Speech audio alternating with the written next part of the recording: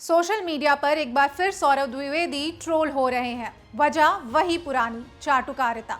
फर्क बस इतना है कि इस बार उन्होंने चाटुकारिता को एक लेवल और आगे बढ़ा दिया है। कभी लल्लन टॉप को बेबाक पत्रकारिता का प्रतीक बताने वाले सौरभ आज सत्ता की गोद में बैठकर वही कर रहे हैं जिसे लोग मजाक में दल्लन टॉप कहने लगे हैं। मामला हालिया बाढ़ का है। पंजाब और हिमाचल प्रदेश भयानक आपदा झेल रहे हैं।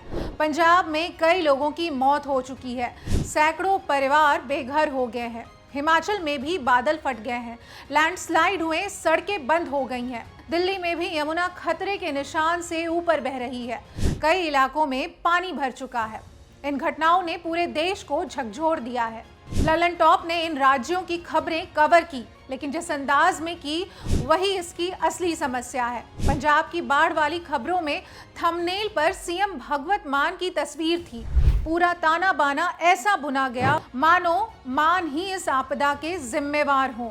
हिमाचल की खबरों में भी सीएम सुखविंदर सिंह सुक्खू की फोटो लगाई गई और सवाल पूछा गया कि सरकार काम क्यों नहीं कर रही। यानी जहां गैर बीजेपी सरकारें थीं, वहां लल्लन टॉप ने उंगली उठाने में जरा भी देर नहीं की।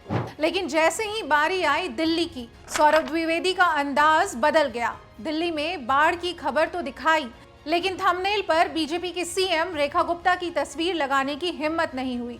वहां बस इतना लिख दिया, राजधानी में बाढ़ कैसे आई। मतलब जब गैर बीजेपी राज्य थे तो सीएम की तस्वीरों के साथ सवाल पूछे गए, लेकिन जैसे ही बीजेपी का राज्य आया, सवाल गायब, चेहरा गायब और जिम्मेदारी भी गायब। यही है असली पत्रकारिता की मौत।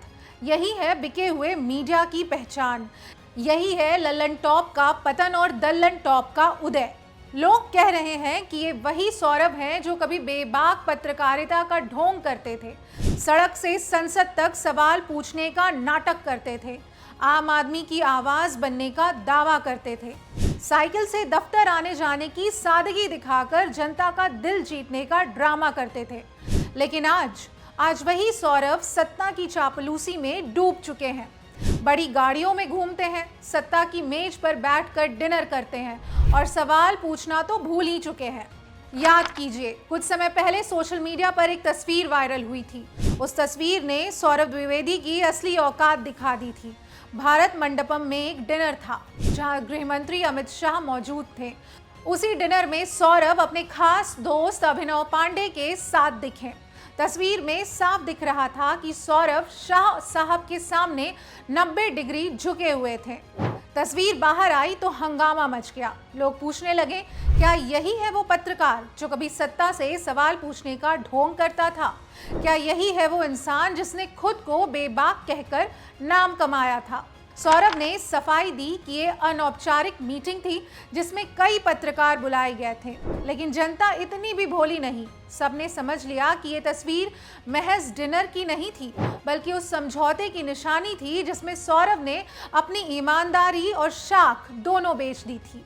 असल गुस्सा इस बात का था कि लल्लन टॉप कभी युवाओं के बीच स्वतंत्र और साहसी मीडिया के रूप में पेश हुआ था, लेकिन अब वही चैनल सत्ता के सामने नतमस्तक है।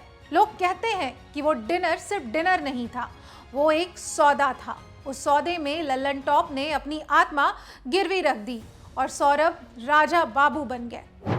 अब जनता पूछ रही है, क्या ये सब उस भरोसे के बराबर है जो दर्शकों ने लल्लन टॉप पर किया था? क्या सौरभ ने सचमुच अपने दर्शकों के साथ विश्वासघात किया है?